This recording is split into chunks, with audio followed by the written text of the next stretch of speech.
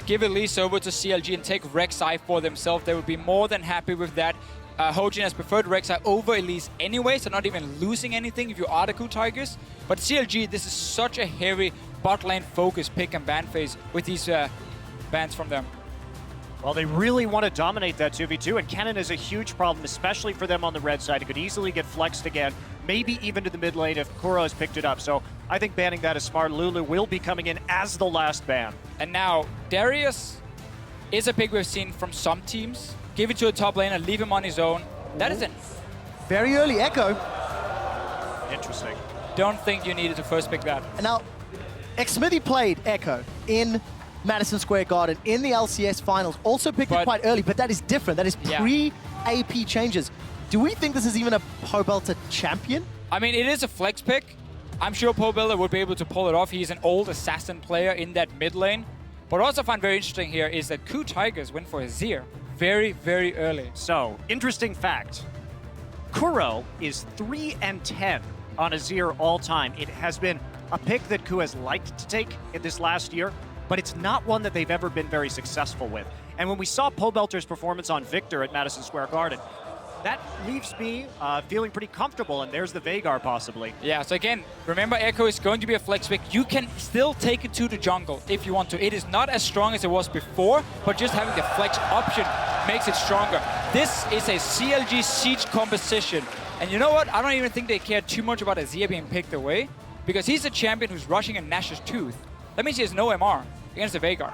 It's going to be like, well, I'm just going to stun you, and then I'm going to push your tower. Well, we'll see if Pobelter can make that work. It has been banned against Counterlogic Gaming in 2 of their 3 games last week, so maybe using it in scrims. KOO Tigers, where do they go from here? And I need to find some way to get through Echo, through Veigar, and to Trist on that back line. Yeah, very early they've shown both solo laners for KOO Tigers. Obviously, take away the Azir. It was such a big pick for Pobelter. And junglers have kind of fallen down the priority list, probably also because CLG can just take Echo in that jungle if they want to. Elise and Jinx, so a lot of scaling here for KOO. They're going to have a lot of time on their side, but I'm not seeing the greatest of wave clear. And where's the engage? Remember their game versus Flash Wolves. They had some issues engaging in that particular game. And this is another sort of engage-less composition so far. They can maybe get an Elise Cocoon and follow up on it. Malphite support, do it. Come on. Gorilla, we know you've been playing some fun things. I love the Veigar here just because it takes it away from KOO. And KOO may have actually taken that in the second round of their draft as a support champion. Remember, Gorilla is the guy that pretty much got Veigar nerfed in the first place. Overall, it just feels to me like CLG were kind of baiting this early Azir pick from KOO Tigers because they had the Veigar ready. Again, it was banned last time they played each other, but because KOO Tigers had to take away Mordekaiser, Gangplank, and Lulu, there was no room for target banning. So CLG's been able to get now some counter matchups also with the KOO Tigers, showing those both solo laners instantly as priority takeaways from CLG. And of course, we do see the split push threat. That will be the Fiora into Darius. Something that, if I remember Monty saying correctly, criminally underplayed. Criminally underplayed. Tournament. And a great champion to play into the Darius too. Now that does leave Echo in the jungle. That's going to give them some great kiting potential, and it was one of Xmithy's more played champions in the summer season, but then again, it's not quite so powerful in the jungle anymore after some nerfs. Okay. So the reason for the Tahm Kench lock in here is basically you look at a Veigar or you look at a Fiora, obviously very much focused on a single target. Veigar can basically one-shot him, Fiora pops down his ulti. Tahm Kench, when he eats whoever is getting targeted there, can deny that. He's very good at denying these one-shot combos. However, his engage, again, is completely lackluster. All he has is his ulti, which is so predictable and so easy to run away from. So KOO Tigers are running one of these compositions where if they fall behind, the siege from CLG will take them out. Well, it's also the same is true on the other side, right? If KOO Tigers start to get ahead and they're in position on a turret with Azir, Tahm Kench, and Darius, and you have to engage into them, it's going to be ugly. This is really going to be a battle of siege compositions in this game. Should be quite interesting to see who gets onto the turret first. Yeah, and talking about that in terms of the lane swap dynamics, Counterlogic Gaming have done pretty well in their previous 3 games, actually securing the first tower in all 3 of them. Now, admittedly, they do fall very quickly after if you're in those lane swaps. Are we expecting something similar? Do CLG want to go toe-to-toe? Or do they want to try and accelerate that sieging power of their team composition. I mean, CLG can be more than happy taking standard lanes here. You want Fiora into Darius early. You have a Braum Tristana lane, one of the stronger 2v2 lanes in terms of kill pressure, against a Tahm Kench, who's not the strongest laning supporter. Yeah, give them standard lanes. Yeah, absolutely. And I think that it's going to look very good here for CLG. Yeah. It's just about who can set it up first. So get on Twitter, @LOLesports, use the hashtag CLGwin or hashtag KOOWin, and let us know which composition you prefer. Well, the crowd is very excited that you're reminding them of the Twitter vote, Deficio. I mean, it's what I'm here for, right? It is Group A at the 2015 League of Legends World Championships. These are the two teams currently sharing first place. Only one of them will have that 3-1 record. Council Logic Gaming making their way into lane. So again, also with Poe Builder on this Veigar, one of the things he often does, he can force you to take cleanse, and he can run a teleport. Double teleport has been so strong in this tournament so far because, again, the amount of map pressure you have, the room you have to go and clear side lanes and you can still force a fight on the other side of the map is very impactful. However, Veigar is not the guy who's going to walk into the side lane and split push. Coming in too, even if he starts to fall behind early like he did in the first match between these two teams, at least he can get back to lane quickly, continue farming. He won't fall quite so far behind. Let's see the level 1 from KOO Tigers. Notice how Prey on Jinx is sitting under his tower, not showing himself up there. Do you want to try and sneak up to the top side for the lane swap and see if he can go unspotted? CLG will have to like peek in and see if they can see him there. Most teams never do that. You just go into the jungle, place your deep wards, and then you don't really think who's sitting up there. And Prey can just recall, or he can stay if he wants to get that 2v1 on top side. He did fake the recall there early on, so it looks like he will be sticking around. We'll see if CLG call this. They don't have a lot of information. We see Gorilla holding back right there, waiting for the minion wave before entering that lane. And it looks like we will get a lane swap after all. Yeah, so KOO Tigers, we talked about this super quick just before, how CLG could be very happy taking standard lanes with Fiora into Darius. Again, the double left Afro combo with Tristana and Braum. KOO Tigers says, nope, that's not going to happen. We take the swap. Looking at this late game too, if we do get into an even situation late, Gorilla's play, who he decides to eat could deny a lot of CLG's damage. So really all eyes on him if we get to a late game scenario where everything is even up. I have to ask, Deficio, you were talking about Tahm Kench becoming more and more prolific as the tournament plays out. Is it purely to avoid the single target damage, or does Tahm offer some additional strengths that are just not as obvious to his demeanor? I mean, the main thing he does offer is, as you just said yourself, denying, you know, the combo, denying one of your carries getting one-shotted, denying a big AoE ability like a Shockwave maybe, as we saw HQ do last week. That's what he does really well. He's not really going to be ganked in mid lane. It's Kuro instead who's going to get ganked by CLG. Well, coming in right here. Gwen's already down. He's going to be in trouble. Flashes over the wall. Both summoner spells blown for some time from Zion. What that's going to do, though, is we're not seeing a traditional fast push this game. We noticed that KOO already has 3 people down in that bottom side to help farm. Meanwhile, Prey has initiated a freeze in the top side, so this is a much more traditional Korean-style lane swap. They're trying to get Prey ahead early, and that's what the Korean-style lane swap really does. Going to start pushing it now, though. I'm still surprised that CLG went for the mid lane gank here instead of walking top where Prey was sitting on this Jinx. Force him away, you can break the freeze super easy and you get Zion spotted instantly into the lane. Instead, they went for the mid lane against a guy who has cleanse as well. So a little bit surprised by that one from CLG instead of going for Prey, but obviously they don't know, or they didn't know where the rest of the KOO members were. Well, take a look at this. Double Lift is in trouble, and a quiet taste is there. Gorilla flashes forward. He is going to devour him, spits him back out. Exhaust is ticking away. Double is below 100 HP. Smith and Gorilla going to chase him down. First blood to top lane Darius. Now Aframu, he's getting chased down. Catfish is hungry. Devour cooldown. It's going to get spit backwards. Aframu's below 200, and he's going to go down. A few more hits, and the spin for the win from Smith. Right there, one of the biggest problems with it was that Aframu dropped the exhaust too early. He dropped it while Double Lift was still inside Tahm Kench onto Smeb, so there really wasn't any effect from that summoner spell. But getting very cocky, I think they've been thrown because they're not used to lane swapping like this at all. This is how it is done in Korea. It is so rare you have a 2v2 with the enemy top lane and enemy support where they can go and kill you in the west. It's so often just fast push in on that tower, bounce it back. You never have these early fights. And also the Tahm Kench getting the 3 stacks onto Double Lift, maybe underestimating the damage a little bit or the amount of CC he can provide when he just sticks to this target and then shoots you back.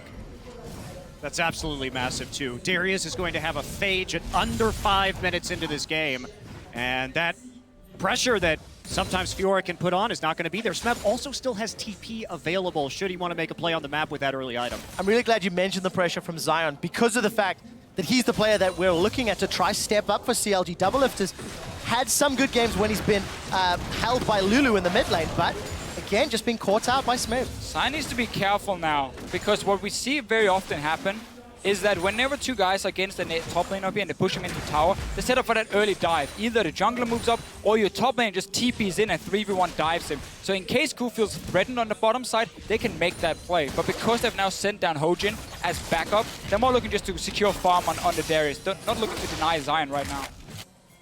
Zion trying to defend that tower as best he can.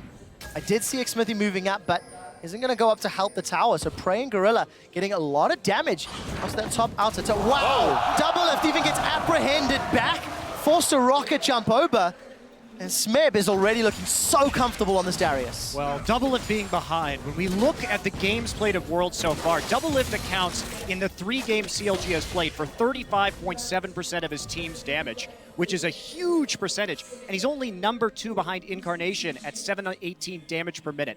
So this guy is crucial to the damage output of his team. And now that he's behind, it's a large problem, especially since Smeb is at the top of all top laners at 25% damage. So him with an edge is a big, big problem. Once again, though, CLG looking towards the mid lane. You gotta play the side lanes instead. And there's the bounce back. Smithy's in trouble. Cleanse goes down. Kuro, wow! He just gets insta-gibbed. And that was the no MR you were talking about. Yeah, again, this is the thing we said about Azir. You go Nash's Tooth first. You can't go Athene's. It just sets down your build too much or sets it behind too much. So he's very, very squishy, but he delayed that cleanse for a long, long time. I'm not sure what he was waiting for. Didn't cleanse and instantly try and dash out. One thing about KOO's composition, though, is that as long as Azir gets a wall down in the late game, he doesn't actually need to be there for a lot of these team fights because Jinx is going to be providing a lot of the late game damage and not going to be quite as susceptible to Veigar. And just to go back to your point about Doublelift before here with the Tristana, another reason it's so important for CLG that they're winning the bottom lane is like when we watch Cloud9 play.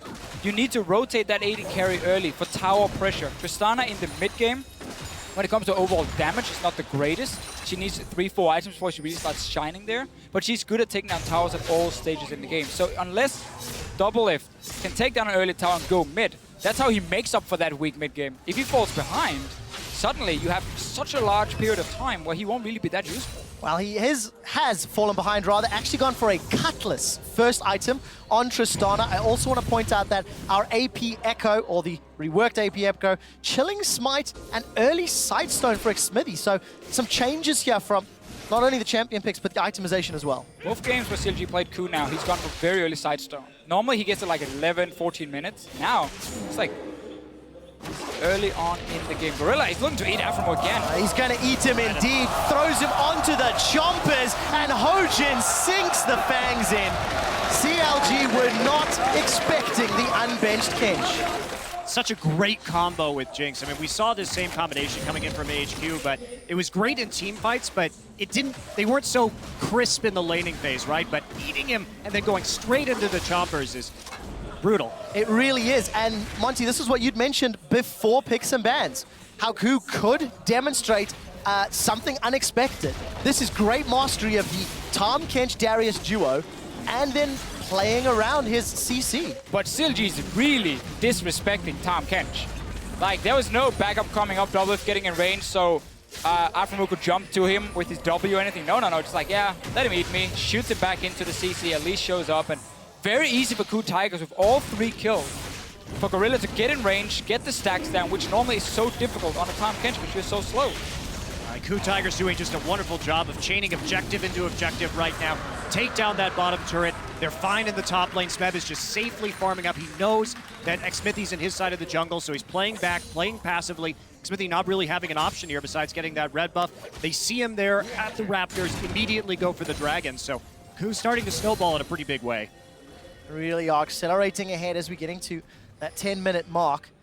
Let's see how Doublelift and Afro decide to bounce back. They're down in CS, down in kills and assists. They've lost their tower as well, so it's even unsafe for them to farm. And while all that's going on, Zion now has to deal with a 2-0 Darius up top as well. It's difficult all across the map. So now that CLG is in a position where basically the way to get back in the game, the way to get gold is again by taking down some of these early tier 1 towers.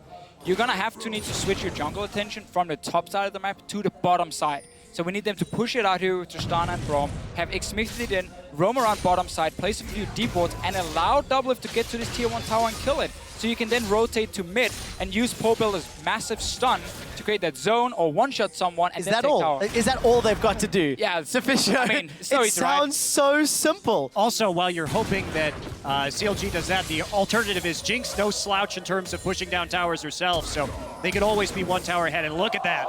Zion's in so much trouble. He'd used his riposte earlier, anticipating the dunk, and it didn't come down. CLG, they're going all in. The Chompers are going to catch them. The Super Mega Death Rocket does the splash, and Gorilla gets out. That Grey Health tankiness is so effective. We do see the Chrono Break as Smithy goes back. Here comes the kill. It's secured by Smithy. It's 4-on-3, but CLG are low. That is good. Prey getting excited for the double kill, and Hojin should secure one more for the team. A 4-for-1 trade. We just talked about the call here that CLG were trying to make. Okay, player on the bottom side. Look at the pink boards in the river. Look at the D board they just placed. The problem is, this Tahm Kench is winning the game for KOO Tigers because look how much time it takes for CLG to hit Gorilla. Grey HP comes in, so he's not even about to die yet. And he stays alive when Prey's about to die. Nope, he just numbs him in. Like, yeah, you're not gonna die, my friend, don't worry. He's not gonna one-shot you just yet, so he has to use it on the support. That pops out at the end, and even though CLG was faster, we did see Doublelift get tied up by a cocoon at the start of that fight. Hojin choosing to pick on the Tristana, and then Kuro's just there for the cleanup. So very clean play from the KOO Tigers coming in and denying that. But man, this Tahm Kench is huge. And you know, you and I were talking about this before the game. Tahm Kench is really good right now, and this is why. He offers so much more as well, other than just being so annoying and denying your AD carry from dying. We just saw how he could be a bit aggressive in the 2v2, how he can stick to targets. He's hard to take down early game for these AD carries. Let's see what happens top though. Zion's button is going aggressive. Zion's going down. Well, manages to lunge he's going down out towards the tower. That's it, thanks to Fisher. You got me covered. Grand Challenge didn't work out, but again, just the synergy between the soft CC that Darius offers. Afro's flashed in. That's a good event horizon, but Gorilla's just gonna eat Smeb. We do see the Dark Matter dropping. Time Winder goes out, Chrono Break goes out. They've traded a kill for a tower. Prey's still alive and running around. Event Horizon is gonna come back up. A 1-for-1 trade. The KOO also secured a tower. But that's just not enough at this stage. Look at the mid lane right now. Azir pushing forward against Doublelift's Tristana. He nearly got the kill there against Tristana in the end. Still has his ultimate too. And Tristana's just been set behind also when it comes to damage on towers, not getting that early physical damage by obviously rushing towards an Infinity Edge. He's trying to build more to take down these big tanks like the Tahm Kench, like the Darius, and with the early 2 kills, he didn't have 1,550 gold. The Doublelift is just so far behind and running a suboptimal build as well for what their composition wants to do. Going to be a very difficult road for CLG. If there is one shining light, Cobalt wave clear on that Vigor, and the strength of Event Horizon could be the only thing that could turn this. Because at the moment, Zion's behind, Double's behind. And you know, Kuro's Azir, considering the early gank, considering the early pressure, he's done phenomenal in that mid lane. Yeah, he's held it together. Let's take a look at that replay again. Afro just completely missing Glacial Fissure right there. Smeb gonna get eaten right out of that Event Horizon. Spit right back out. Smithy tanking that turret, but gets a nice Chrono Break to stay alive. And Prey here just firing from the backside. Hojin doing a little bit of damage and getting the return kill. Prey just skirting the outside and dodging the Braum Q. And once again, Tahm Kench makes it so much harder for you to just one-shot that one target and then back away. You have to invest so much extra time because he's there, and he's not even hit his final form yet. He's not in a big team fight, but he's going to be even more annoying. Oh, I can't wait to see that Abyssal Voyage. See if we can deliver Smeb to the back line. Black Cleaver has been collected, and KOO, they're making it very clear they want that top outer turret. They've had a number of members up there, tried to shove that wave in, tried to push it down. It's the last remaining outer turret. Okay, Abyssal Voyage, that was used defensively. No, it's aggressive, I lied. Event Horizon is down. Prey's in a little bit of trouble. He will get eaten for a few seconds longer and spat out. Xmithy's gonna go down before he can chrono break out. But Prey gets excited before getting dunked. It's a double kill, make that a triple kill for Smebs. Darius, we just touched on Abyssal Voyage. Gorilla has huge balls to make that play.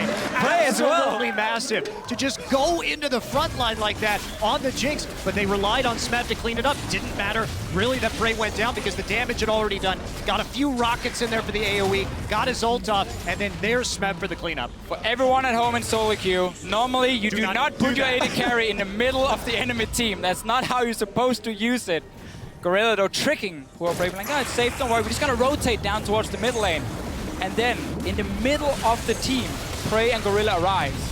And look at this Event Horizon too. It really doesn't do actually a whole lot over the course of this team fight. Dropped a little bit early and they just come up right in the middle of that circle. Exceptional positioning from Kuro. Emperor's Divide keeps him safe. Soldiers get the damage down. For a man who's historically not been great on this champion, that is phenomenal play. I'm so happy that we finally saw. One thing that we missed, I think, in the AHQ game was really good Tahm Kench, but it's so powerful when you can use it properly. Very difficult to plan around, to organize with the rest of your team because of the way that it's a little bit delayed, takes some time, isn't truly global, but that was a very good use of it. That's the thing, Monty. It enables cross-map rotations. I love Tahm Kench. I love it. Kobe's rolling in his grave because it's a straight line, and I believe it's called a translation, was his We've previous been over read. there. I've been I over know. this with Kobe. We're I've been opening over old this. wounds. We're opening old wounds, gentlemen. Zion Spartan is going to have some backup from Xmithy. Level 10 to the same level 10 of Smeb, both relatively low level. However, Kuro in the mid lane, 2 levels over Hobelter. Big, big change. Yeah, but it's only a Tiamat done so far for Zion Spartan. He's very far behind in this matchup. And KOO going to go ahead and take their second dragon. I mean, we're looking at about an 8,000 gold lead here at 16. Oh, that's Tahm Kench. Well, here comes Gorilla. The Abyssal Voyage will land. I don't think he's brought any friends to play with. Aframu's now on the front line, and Double Lifter's rocket jumped in. Devour goes down onto Smeb. Gonna buy enough time for Kuro to arrive. Afro still on the retreat. The Decimate comes out from Smeb, and so does the dunk. Now Pobelter's in trouble. He's trying to get away. Flash is still available. Xmithy and Afro are dealing with the catfish. Gorilla's gonna throw Xmithy onto the chompers, and Prey gets excited. Super Mega Death Rocket was fired a little while ago, and that unbreakable shield will keep Aframu alive for a few seconds longer. 4 members of CLG down for only Smeb. I feel like we've seen this before. A guy's getting caught out, Gorilla arrives, buys enough time for the rest of his team to show up. Smeb does go down in the end, but doesn't matter because the rest of the KOO Tigers are here. I'm a big Tahm Kench fan. This pick is so fantastic if you can play it well as a team. Well, I'm just happy that we get to see it again because we're going to see it a lot, I think, moving forward in this tournament. But just looking at Gorilla's solo queue in Europe, like 50% of his last 20 games are on Tahm Kench. Just amazingly spamming that champion so hard in solo queue. And it's great to see it come out. And the Veigar's coming too, I promise you, for Gorilla. I trust you, Monty, on that one. Still, Pig and Manface, we were looking at the comps, being like, oh, none of these teams can really afford falling behind because like the siege compositions, there's not a whole lot of engage coming in. KOO Tigers just said, you know, from the early game, we're just going to take such a massive advantage, just like last week. Let's look at it. Smeb takes the fight against Zion. Gorilla jumps in, and right now it looks good for CLG. It's a massive gank on to the top side. Obviously, Zion is dropping so low because Smeb is insanely strong right now. Then we buy time. Yeah, buys the time. Gorilla gets in there to save Smeb, grabs him out at the end, and we're already into another fight right here. CLG pushing forward. Well, we do see Gorilla. He goes forward, throws out the tongue. Beautiful. Double Lift gets apprehended backwards and sunk by a Noxian Guillotine. Kuro's going to clean up Zion Spartan. Not after one riposte, keeps him alive a few seconds longer. CLG get the tower for the loss of 2. Abyssal Voyage comes out, and a decent time winder from Xmithy will get them away. But 2 deaths for that top outer turret. KOO is a team. You know, we talked about coming in. Smeb has 25% of his team's damage, which is the highest of any top laner. It's going to be higher now. Yeah, it's going to be way higher now as 7-2-2. But this is a team that the top 80 carry and mid laner are all within 3% or so of each other. So the balance of damage dealt is incredibly even. So this is one of the reasons why KOO is very difficult to shut down, because if someone starts falling behind, the other members of the team pick it up. They play so well as a unit. They may not have the strongest individual players. I mean, KOO and Prey have had their ups and downs this season. Smeb has been probably the most reliable player alongside Gorilla, but they know how to play the map. They know how to play as a unit, and that is their strength. I'd say in this Group A, KOO Tigers have some of the strongest players. And that's why they can have these games where, despite not normally being a good early game team, they can punish you so hard if you make mistakes. This game, it all started in the lane swap, where suddenly in the bottom lane, Gorilla and Smeb together gets a 2v0 kill, or 2v2 kill, I guess, onto CLG. They take 2 kills for it. Over to Smeb, he gets so far ahead in this game. And then suddenly CLG just start falling apart. Well, CLG have basically collapsed. This is the second largest gold lead at 20 minutes of any match this tournament. The only one greater was EDG versus Bangkok Titans. Double Lift and Afro gonna try team up here on Hojin, but here comes Smeb. It is 3v2, and Gorilla on the Kench is far, far away, but KOO is not. Emperor's Divide will split them in two. Smeb's got one, Hojin's got another, and now the Super Mega Death Rocket splashes. Xmithy's forced to retreat. Pobelter and Zion are on the wrong side of the map, and Zion's not gonna get anything back. 4 for 1. Again! Well, this just reeks of desperation from CLG. There's nothing more they can do at this point. They have to try and catch people out because of how far they are behind, but that's going to mean a Baron. This is going to be a very quick game for the KOO Tigers. Yeah, we've seen some very good games for these Siege compositions, but we also see games now where they fall behind, and there's really nothing you can do if your main objective as a composition is to group on a tower and start hitting it and killing it, because it's too easy for the other team with map control to flank you, to engage on you in so many ways, and that team fight is always won by the team who's obviously so far ahead. So KOO Tigers can just keep taking these fights. CLG knows we have to go all in or we're not going to get back in this game. Normally you wouldn't go for this with the pink ward right up there at the top of your screen just because they don't have any vision on who's coming in on this. And KOO gets that ultimate off. They're able to bounce people around right outside of the Baron pit. Xmithy has no mana, so he has to back off. And Prey manages to hit an ultimate. They take one down, but the price they pay is pretty dear. And we see Smeb get enough heal at the end of that fight with his Q just to move on forward and clean it up. Oh, great play with the Baron now. Baron power play enabled. The average team will get around 3.3 thousand gold during the course of this Baron. Get themselves a couple of towers. KOO've already cracked open the base. Oh my word, Zion's in trouble, and Prey just crits him down. The zap connects onto Xmithy. Inhibitor's gonna fall shortly. There's minion waves pushing towards the top lane, so KOO can shove that in. And they will need to deal with that bottom lane. Also, just note, KOO's only lost one tower this entire game. They have spent so much time on CLG's half of the map. That's the nature of these two compositions. When you get two comps with very similar win conditions, it can get really snowbally really fast because at this point, even if CLG starts to set up, KOO's poke is just greater because they have such a huge item advantage. There's not a lot they can do. What a message this sends to the rest of the group and the rest of the teams at the World Championships. Seeing how KOO have just dismantled CLG from the very beginning, from the lane swap, gonna give some more difficulties to the rest of today's picks and bans, and let alone the rest of the tournament. You see some wave clear coming out from Pobelter, but look at that! Just comboed down. I didn't know KOO's composition could poke that effectively as well. They're gonna get another tower. Anything can happen when you're 14k up at 22 minutes. Quick shot. That's fair. That's fair. And you have a Tom Kench. And a Tom Kench. That's it. It was enabled. Right. Teleport coming in from Pobelter. In fact, cancelled. It was just to pull KOO Tigers back. Xmithy's still sitting on the front line, but where is the double lift? Tongue Lash finds Zion. An acquired taste not applied. Decimate spins by Smeb, and Afro's forced to retreat. Zion just gets booted away by Emperor's Divide, and KOO's gonna Shurima shuffle his way in for one.